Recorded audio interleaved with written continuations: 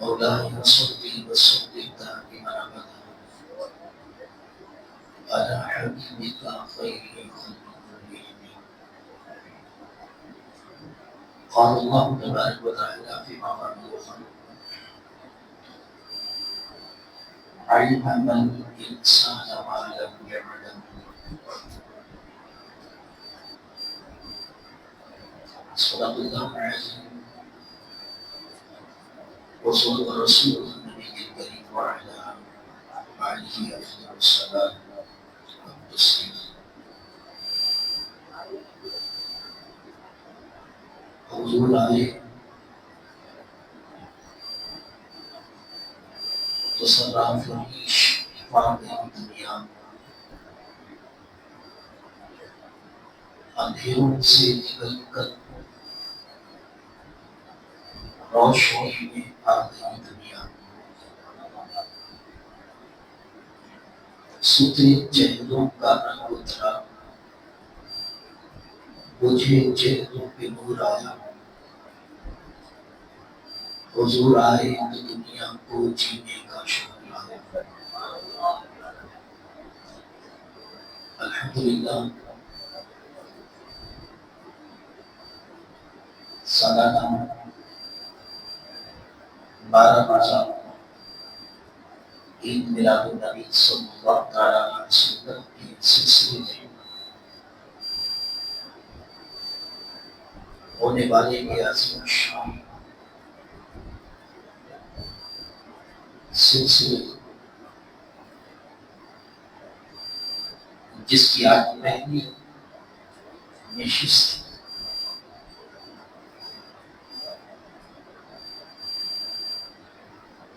اور پہلا سلسلہ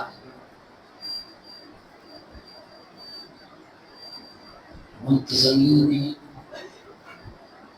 پروگرام کے آرگنائزر اراکین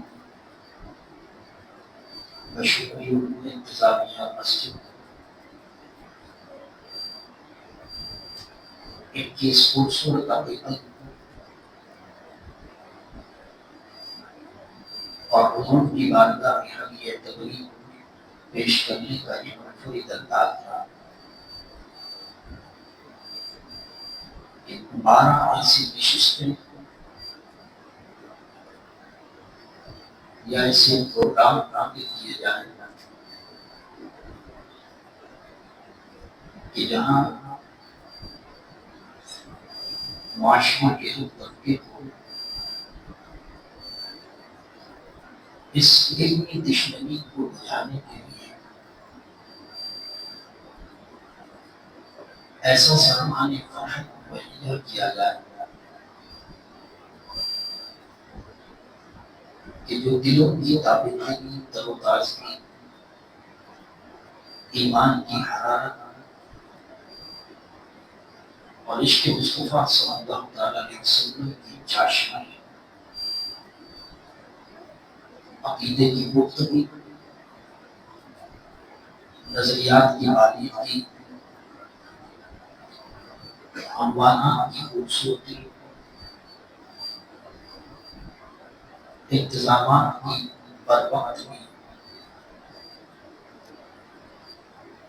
ایک ایسا امتزاج ہے جس کی مثال کم از کم اس شہر میں دور دور تک ملنا ناممکن ہے. اور اس کی شاید بنیادی وجہ منتظمین کا پرخلوص اس محفل کے ایک ایک نو پلک سوال کا عوام اہل سنت کے سامنے رکھنا اور نگاہ انصاف کے ذریعے عدل کے پیمانے پر رکھتے ہوئے یہ نتیجہ اخذ کرنا کہ اس انداز سے ہونے والی محافل کے تقدس اور ان کی احترام یہ سب کسی خاص عنایتوں کا اور برکتوں کا حصہ ہے کہ جو اللہ رب العالمین بہت ہی چنندہ خاص لوگوں کو عطا فرماتا ہے۔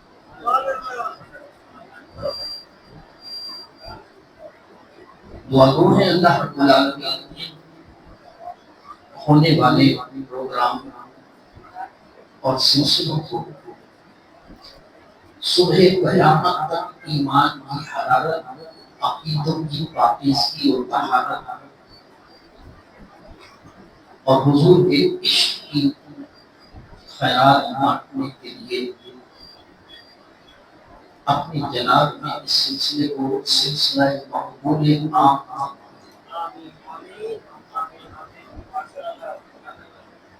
اور انتہائی مشہور ہیں حضرت علامہ مولانا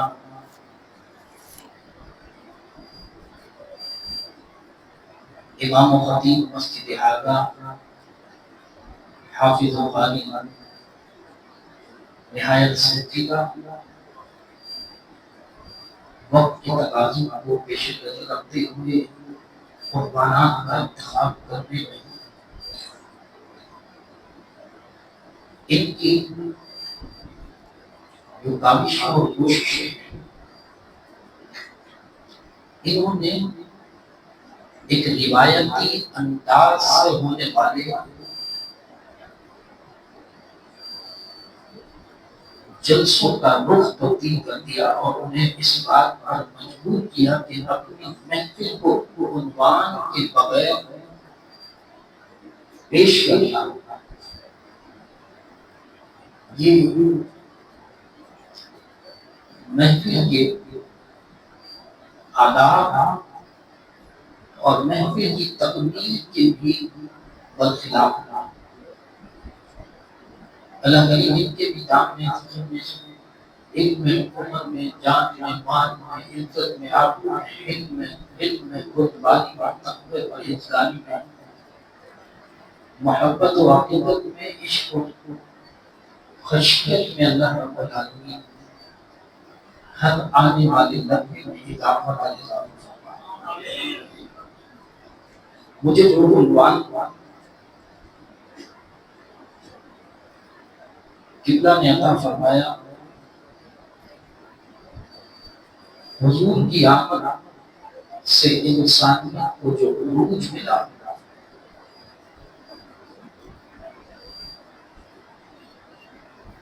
اور انتہائی سنجیدہ موضوع ہے۔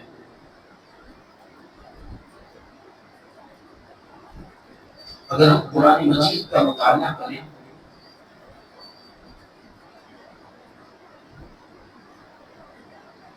تو قدسیان عرش بارگاہ ربوبیت میں یہ شکوہ بیان کرتے ہوئے نظر آتے ہیں، قَالَ أَتَجْعَلُ فِيهَا مَن يُفْسِدُ فِيهَا وَيَسْفِكُ الدِّمَاءَ۔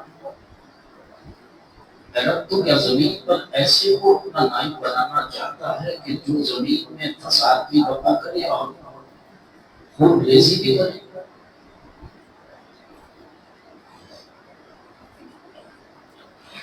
قَالَ إِنِّي أَعْلَمُ مَا لَا تَعْلَمُونَ۔ میں وہ جانتا ہوں جو تم نہیں جانتے۔ گویا اللہ نے حضور کی جسم اقدس کی پاکیزگی کو قرآن کی آیتوں کا بولتا ثبوت بنایا ہے۔ حضور خدا کی ان آیتوں کی مظہر عقل دلیل ہے کہ جن میں فرشتگان عرش نے بارگاہ ربوبیت میں یہ عرض کی تھی کہ مالک یہ تو خون بہانے والی مخلوق ہے، فسق و فجور کرنے والی مخلوق ہے، لیکن حضور نے انہیں قدسیان عرش کے سامنے اخوت اور بھائی چارگی کی وہ مثال قائم کی کہ ایک بھائی اپنے مال سے اپنے دوسرے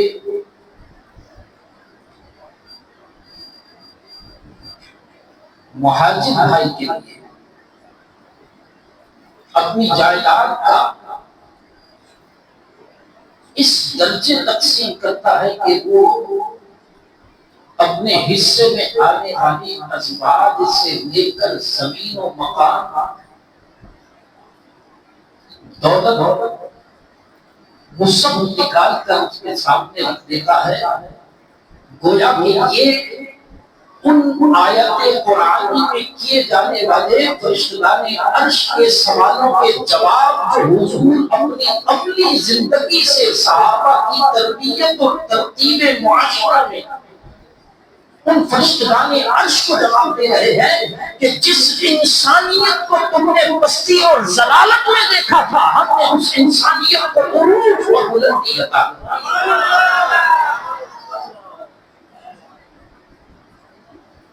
اور انسانیت اپنی خلق شگاف حالتوں سے ہوتی ہوئی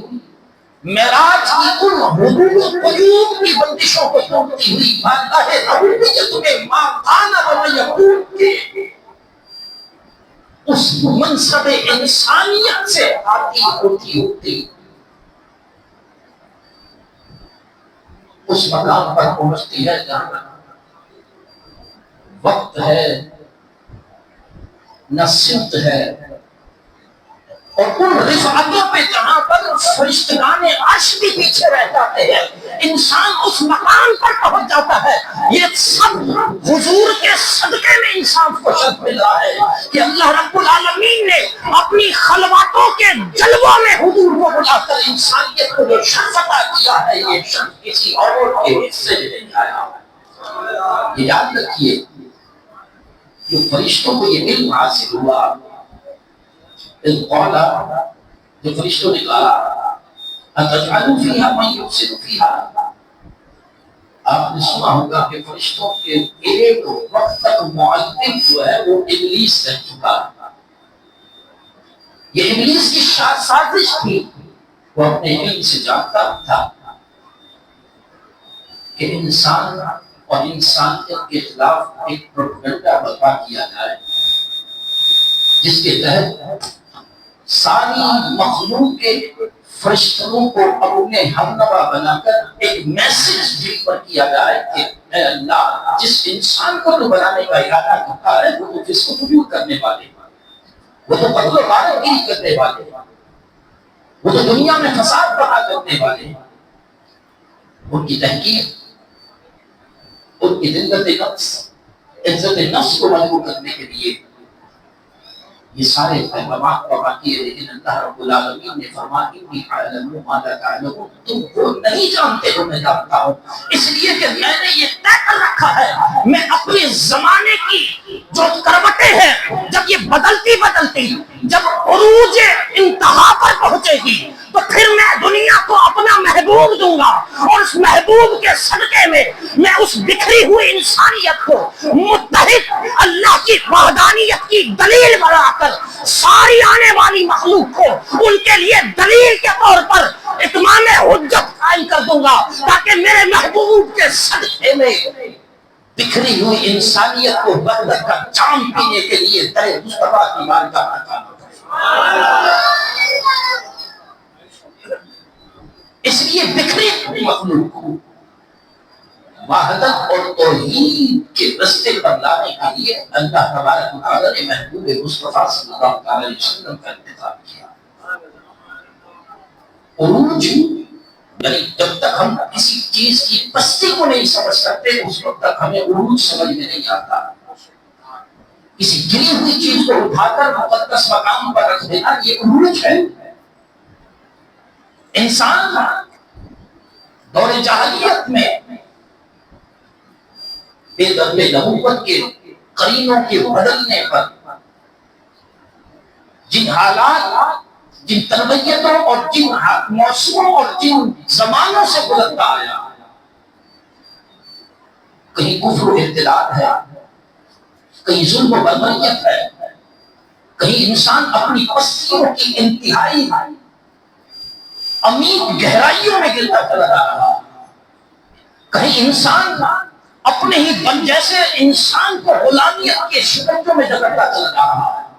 کہیں انسان عدل و پیمان، عدل و انصاف کے پیمانوں کو اپنی ٹھوکروں سے گھسیٹتا چلا جا رہا ہے. کہیں انسان رذیلتوں کی انتہائی گہرائیوں میں گرتا چلا جا رہا ہے. کہیں انسان اپنے معاش و باش کے لیے اپنے ہی جیسے انسانوں کے حقوق کو پامال کرتا چلا جا رہا ہے. کہیں انسان عورت کی دھجیاں میں کھیل رہا ہے، ان کے حقوق کی پامالی کر رہا ہے، کہیں ان کو غلامیت کا تصور دے رہا ہے، کہیں عدل و انصاف کے پیمانے میں کھیل رہا ہے، کہیں جو ہے انسان اپنے ہی جیسے انسان کی ظلمتوں اور ان کی بندش و قیود و حدود کی سرحدوں کو پامال کرتے ہوئے کہیں جو ہے وہ اللہ رب العالمین کے حقوق کی پامالیاں کر رہا ہے، کہیں وحدت کے جو ہے شرازے بکھیر رہا ہے، کہیں جو ہے انتشار کا ماحول گرم کر رہا ہے، کہیں جو ہے وہ کسی نہ کسی حالت میں انسان اپنے ہی دور کے ظلم و قدے کے اور بدویت کی اتہام کو چھو رہا ہے. یہ وہ ساری عرب کی تاریخ ہے جو ہمارے سامنے رکھی ہوئی ہے، اور تاریخ اس حد تک گر جاتی ہے انسانیت کے زوال کی کہ پھر ہر نظر، ہر دل، ہر ایمان کی طلب میں نکلنے والا قلب مومن وہ اس بات کی تشنگی رہتا ہے کہ آخر ہمیں کب ایمان کا مرکز، توحید کی وحدت اور ایک ایسا رہنما اور رہبر ملے کہ جس کے ذریعے سے ہماری انسانیت کی بستیوں کو عروج کی بلندیوں تک پہنچایا جا سکے. اب آپ دیکھیے حضور اکرم صلی اللہ علیہ وسلم کی ذات اقدس وہ ذات گرامی ہے کہ فقط انسان ہی نہیں بلکہ حضور کے صدقے میں جتنے بھی زمانے ہیں اللہ نے نہ صرف انسان کو بلکہ حضور تو وہ ذات ہے کہ زمانوں کو بھی حضور کی وجہ سے پہنچا. ہم ہو گئی پشت فلک استانائے زمین سے سن، ہم پہ مدینہ ہے وہ رتبہ ہے ہمارا. یعنی زمین بھی آسمان کو رشک اور اس انداز سے تانا دیتی ہوئی نظر آتی ہے کہ جس بلندی اور رفعت پر تو موجود ہے، یاد رکھ وہ بلندی اور رفعت بھی اسی مصطفیٰ کے در دولت کا صدقہ ہے، کیونکہ سور کے عرش پر لگے ہوئے قدموں کے قلبوں کی عزت اور وقار اتنی ہے کہ جس بنیاد پر مدینے کی سرزمین بھی آسمان فلک کو جو ہے تانا دیتی ہے کہ ہم پر مدینہ ہے حضور کا، ہم پر جسم اقدس ہے مصطفیٰ کا، ہم پر حضور کے وہ تالوں لگے ہیں. ارے ان ریگزاروں کو، ان ذروں کو، ان ریت کے ایک ایک ذرے کو حضور کے قدموں کے طلبوں نے وہ بصیرت دیا اور وہ مقام عطا فرمایا ہے کہ اس پر آسمان بھی رشک کرنے پر مجبور ہو جاتا ہے. وہ کون ہے جس نے حضور اکرم صلی اللہ علیہ وسلم کی صورت میں، ذات رسالت امام صلی اللہ علیہ وسلم کی صورت میں ظلمتوں کے بت کو توڑ کر عظمت و رفعتوں کی وحدت کو امت کے لیے ایک مشعل راہ بتا کر پیش کیا. وہ کون ہے جس نے رسول اللہ صلی اللہ علیہ وسلم کے چہرہ والضحیٰ کی صورت میں ظلمت و تاریکیوں میں اپنے چہرہ والضحیٰ کی روشنی سے ایمان کی حرارتوں کی دل فریب خوبصورت ایسی انداز سے حضور علیہ السلام نے روشنی بکھیری ہے کہ قرآن بھی حضور کے والضحیٰ کے چہرے کی قسم کھانے پر وہ کون ہے جس کے چہرے پر لٹکنے والے جھومر کی صورت میں عنبرین زلفوں کی قسم قرآن کھا کر کہہ رہا ہے. وہ کون ہے کہ جس کے چہرہ والضحیٰ سے لے کر سینہ علم نشرہ تک کی جو ہے ساری بکھری ہوئی صورتوں کو اللہ رب العالمین نے قرآن کے پیمانے میں حضور علیہ السلام کی ذات اقدس کو پوری انسانیت کے لیے وحدت کا مرکز بنایا. اب غور کرنے چلے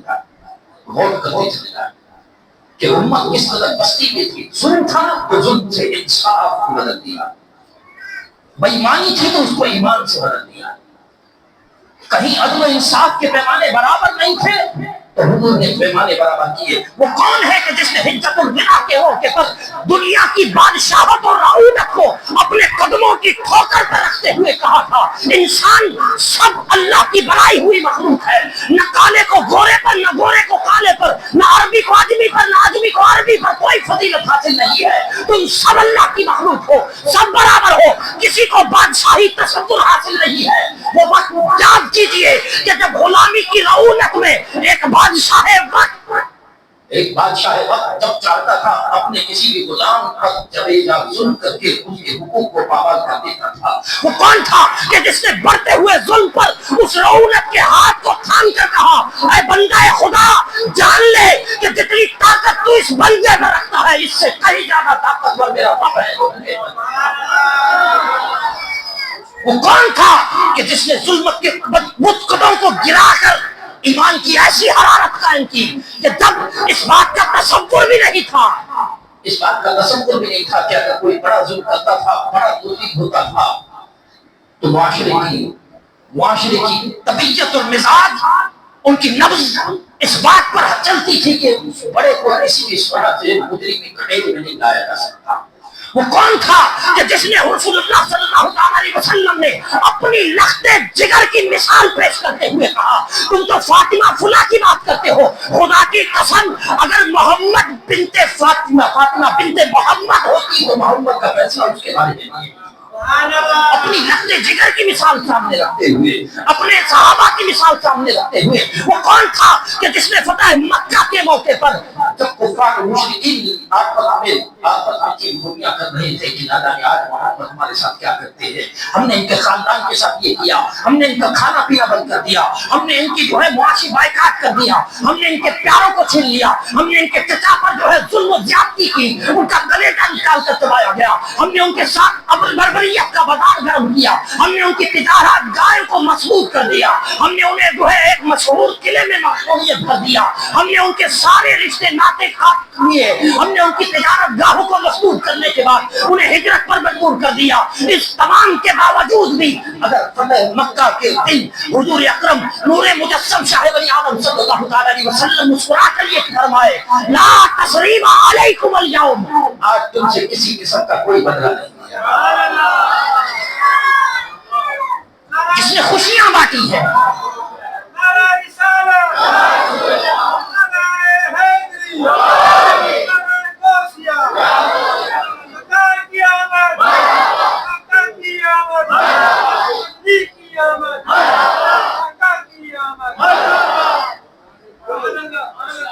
جس نے خوشیاں بانٹی ہے, جس نے اپنے پرائے کے لیے بغیر کسی نسلی تعصب کے, بغیر کسی لسانی تعصب کے, بغیر کسی عصبیت کے, بغیر کسی سیاسی پارٹی کے حضور علیہ السلام نے اس وی آئی پی کلچر کو جو ہے بعد و پوش کی حدود تک حضور نے قید و بند کی تہمتوں میں گھیر کر اس انداز سے پیش کیا کہ کوئی یہ کہنے کی جرت نہیں کر سکتا کہ رسالت امام صلی اللہ علیہ وسلم نے جو عدل و انصاف کے پیمانے بتا کیے تھے یہ آپ کی معجزانہ صلاحیتیں تھی. معجزانہ صلاحیت یہ تھی کہ حضور علیہ السلام نے اعلان نبوت سے پہلے بھی حلف الفضول ہو یا حرب الفجار ہو, جتنے معاہدے اٹھا کر دیکھے وہ سارے معاہدے انسانیت کی جبین پر ایک جھومر کی طرح چمکتے ہوئے پیش کیے جا سکتے ہیں کہ جس میں حضور کا دل فریب جوانی, آپ کی عمر کے سارے انداز ایک ایک سمو کر اللہ تبارک و تعالیٰ نے ایک خوبصورت تصویر کی لڑی میں امت کے سامنے رکھے کہ دیکھو یہ ہے مصطفیٰ کا معیار, یہ ہے عدل مصطفیٰ, یہ ہے انصاف مصطفیٰ, یہ ہے محبت مصطفیٰ, یہ ہے رحمت مصطفیٰ, یہ ہے عدل و انصاف کے پیمانوں پر کھڑے ہونے والا محمد کہ جس کے 40 سال تمہارے سامنے ہے. کوئی اس پورے 40 سال میں کوئی ایک ایسا واقعہ, کوئی ایک ایسا سبق, کوئی ایک ایسا انداز, کوئی ایک ایسی تحریر, کوئی ایک ایسا قول و فعل و عمل لے کر آ جاؤ کہ جس کو تم پیمانے پر رکھو اور وہ عدل و انصاف کے جو ہے دھچیاں بکھیرتا ہو. سارے پیمانے قدم مصطفیٰ سے شروع ہوتے ہیں اور قدم مصطفیٰ پر ہی ختم ہوتے ہیں. ہر صحابی نبی سب صحابیات بھی محمد مصطفیٰ آمینہ کا لاڈلا زور سے بولے سبحان اللہ پیچھے والے خاموشوں میں بولے سبحان اللہ. اس دور میں اس عرب کے دور میں کہ جب کوئی تصور کرنا بھی محال سمجھتا تھا کہ اپنا حق لینے کے لیے دنیا کے بڑے بڑے سرداروں کے در پر جانا بھی اپنی بے چینی، اپنی بے بسی، اپنی مجبوری اور اپنی مفلسی کا رونے کے باوجود بھی کوئی نہیں کرتا. یہ عرب کے رہگزار اس بات پر گواہ ہے، غار ہیرا سے لے کر صفا مروہ کی سعی کے پہاڑ کی اس بات پر گواہ ہے کہ جب مکے کے کسی تاجر، اجنبی تاجر کا مال کسی طریقے سے ہتھیا کر ابو جہل اپنے پاس رکھ لیتا تو مکے کے سارے سردار جمع ہو کر بھی اس سے اس تاجر کا حق لینے پر قادر نہیں ہوتے، یہاں تک کہ وہ مجبور مایوس ہو کر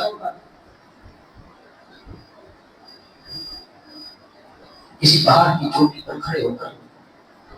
کہتا ہے یا معاشر العرب اعدلوا، اے عرب کے لوگوں خدا کے لیے انصاف کرو، میرا مال لوٹ لیا گیا، میں اجنبیت میں ہوں، میں مہلت مسافرت میں ہوں، میں تاجر ہوں، میں تمہاری برادری کا بندہ ہوں، اگرچہ میں اس خطے کے شہر میں اجنبی ہوں، میرا مال لوٹ لیا ہے، لوٹنے والا کوئی نہیں تمہارا اپنا ہے، تم اسے جانتے ہو، وہ سردار ہے، مکے کا سب سے بڑا سردار کہلاتا ہے، اس کے سامنے لوگوں کی جو ہے زبان تو کیا سانس بھی نہیں مل سکتی، اس کا نام ابو جہل ہے. لوگ سہم جاتے ہیں، لوگ سہم جاتے ہیں اور تمسخر کی بنیاد پر یہ حالات تھے کہ تمسخر کی بنیاد پر اس تعلیم کو حضور کا دولت دکھا دیا جاتا. ابھی اعلان نبوت نہیں ہوا، حضور پر وحی نہیں اتری، قرآن نہیں اترا، شریعت کی تندورات میں حضور علیہ السلام پر آیت قرآنیہ میں عدل و انصاف کے پیمانے برابر کرنے کے لیے حکم نہیں اترا. تمسخر کے طور پر مکہ کے حباش حضور علیہ السلام کے گھر دکھاتے ہیں تاکہ حضور کے در دولت پر جب یہ دستک دے گا تو حضور بھی اپنی بے چینی کا اظہار کرتے ہوئے نظر آئیں گے اور اس نظارے کو ہم اپنی آنکھوں سے دیکھیں گے تو اپنے دل کو تسکین پہنچے گا.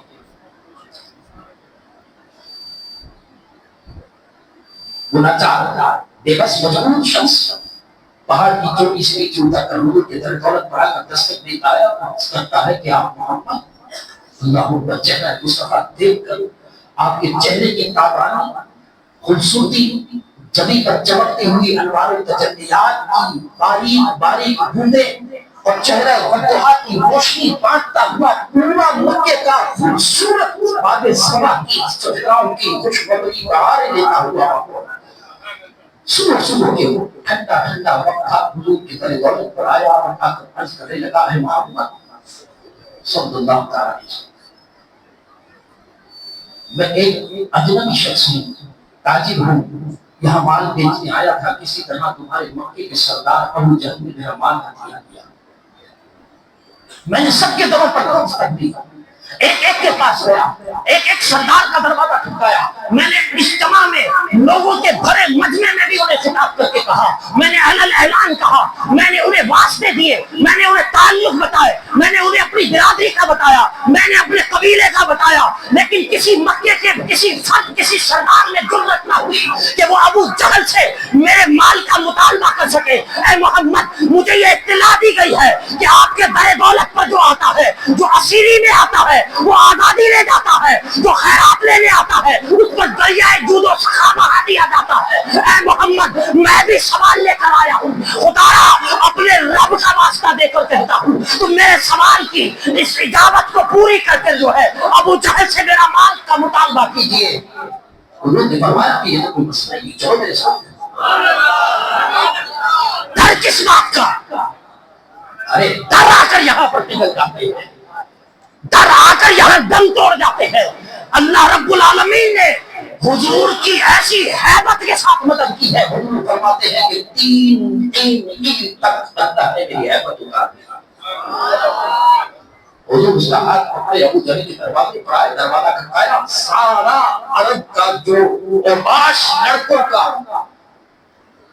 مجمع تھا وہ آ کر ابو جہل کے دروازے پر کھڑا ہوا اور آپس میں کہنے لگا کہ دیکھو اب کیا ہوگا.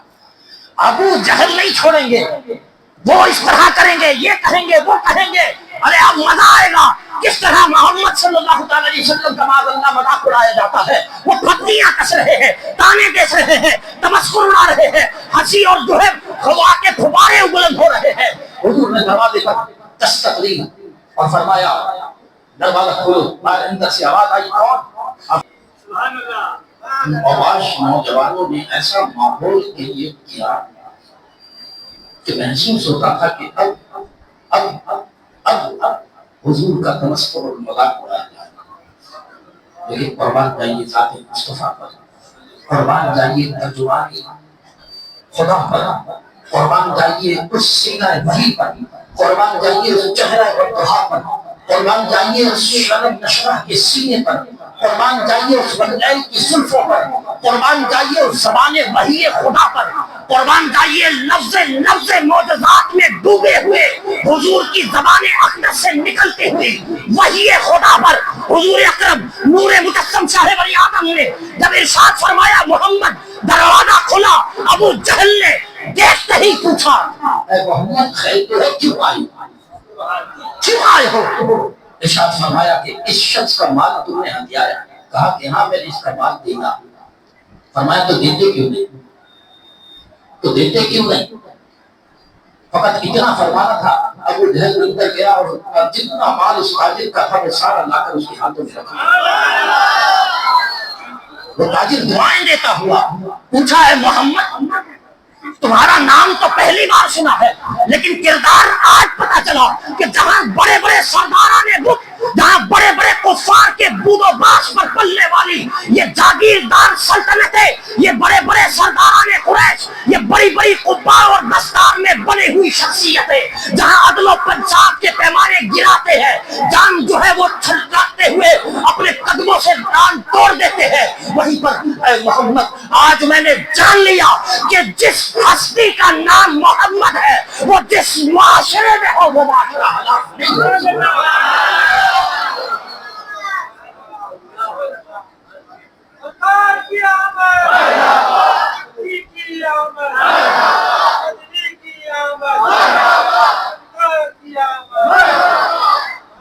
جو لوگ مزہ لینے آئے تھے بڑے حیران ہوئے, کہنے لگے کہ کیا کریں. حضور نے فرمایا دیتے کیوں نہیں؟ اندر گیا, سارا مال لا کر دیا اس کے ہاتھ میں, وہ چلتا مرا. ہم آئے تھے مذمت بیان کرنے, وہ تو تعریف کے قصیدے پڑھ کر چلا گیا. اب غصہ کس پر نکالے؟ ابو جہل کے والد, ابو جہل کا انتظار کرنے کرتے بازار میں ابو جہل تو وقت ہوا کہ بازار میں داخل ہوا تو سب نے پکڑ کر گھیر لیا. کہنے لگے بڑا تم اپنا نام بڑے سردار بنے پھرتے ہو, بڑا اپنا روز جھاڑتے پھرتے ہو, بڑا اپنا تکبر اور گھمنڈ میں سینہ جو ہے وہ کھلا کر رکھتے ہو, جب چلتے ہو تو پاؤں کو اکڑا کر چلتے ہو, حالت یہ ہے. لیکن جب محمد تمہارے پاس آتے ہیں وہ کہتے ہیں دیتے کیوں نہیں؟ کوئی کیل و کال نہیں کیا, اعتراض نہیں کیا, کوئی کسی قسم کا سوال و جواب دیے بغیر وہ سارا مال نکال کر اس تاجر کے ہاتھ میں رکھ دیا. بات کیا ہے؟ ابو جہل کہتا ہے بات تو مجھے بھی نہیں پتا, خدا کی قسم جب دروازہ کھلا تھا ایک محمد نہیں تھا. قدسیان عرش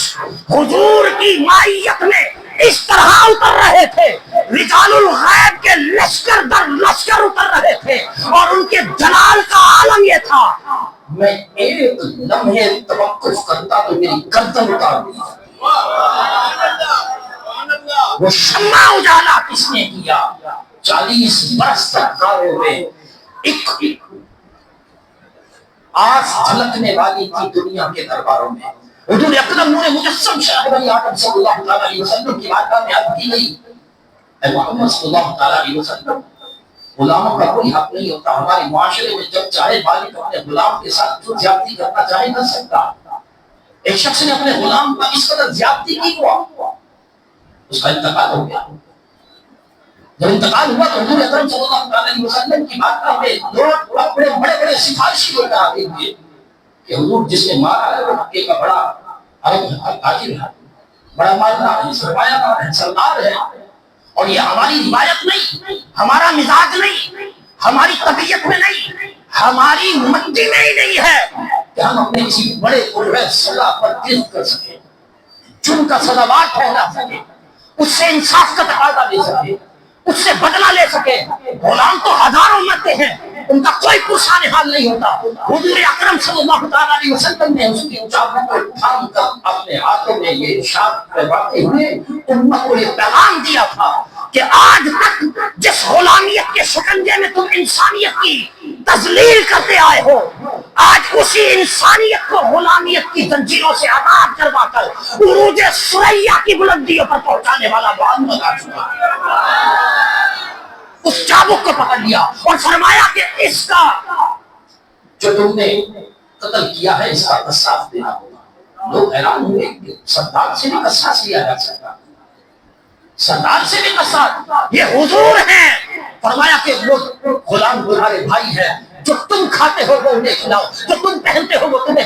پہناؤ. حضور نے انسانیت کو وہ عروج عطا فرمایا کہ پڑوسی کو پڑوسی کے بھی حقوق یاد آ گئے. حضور نے وہ عروج عطا فرمایا کہ انسانیت کو بالائے طاق رکھتے ہوئے نسلی تعصب سے بری ذمہ ہو کر عرب کے باہر بھی اپنے مزاج سے ہٹ کر, اپنی طبیعت سے ہٹ کر, اپنی رونق سے نکل کر اپنی طبیعت کو جو ہے بالائے طاق رکھتے ہوئے اس انسانیت کی دکھتی ہوئی لگوں پر مرہم رکھنے کے لیے چہرہ مصطفیٰ کی تمثیل رکھی گئی. اس مرحل نبی کی ذات اقدس کو مثال بنا کر صحابہ نے جنگوں کے حدود و قیودات سے نکلتے ہوئے مکے کی سرحد سے فلسطین کی بلندیوں کو چھو لیا. یہ سارا عروج انسان کو حضور کے قدموں سے نصیب ہوا کہ جو پیمانے حضور نے ابو انسان کے قائم کیے تھے اس نے انسان کو مجبور کر دیا کہ اسی کے قدموں میں راحت ہے, اسی کے قدموں میں عافیت ہے, اسی کے قدموں میں رحمت ہے, اسی کے قدموں میں نجات ہے, اسی کے قدموں میں عبادت کی جو ہے وہ حدود بھی اسی کے قدموں سے ملی ہے اور نجات بھی اسی کے قدموں سے ملی ہے. یہ عروج حضور علیہ السلام کی ذات ہے. کسی یورپی فلسفہ نے اپنی کتاب میں لکھا کہ اللہ تبارک و تعالیٰ نے آدم سے عیسیٰ کہا جتنی بھی انسانیت آئی تھی ان ساری انسانیت کے لیے اللہ تبارک و تعالیٰ نے کسی نہ کسی بڑی کا انتخاب کیا. ہر نبی علیہ السلام اپنے اپنے ادوار میں اپنی اپنی قوموں کے درمیان اللہ کی توحید کا پیغام لے کر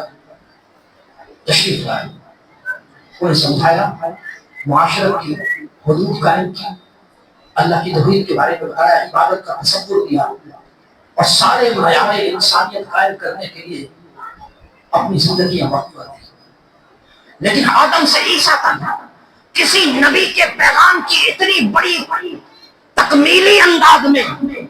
کوئی آیت نہیں اتری جو الیوم اکملت لکم دینکم کی صورت میں اللہ رب العالمین نے حضور کو یعنی ساری بڑی انسانیت کے لیے ایک ایسی تمثیل ہو,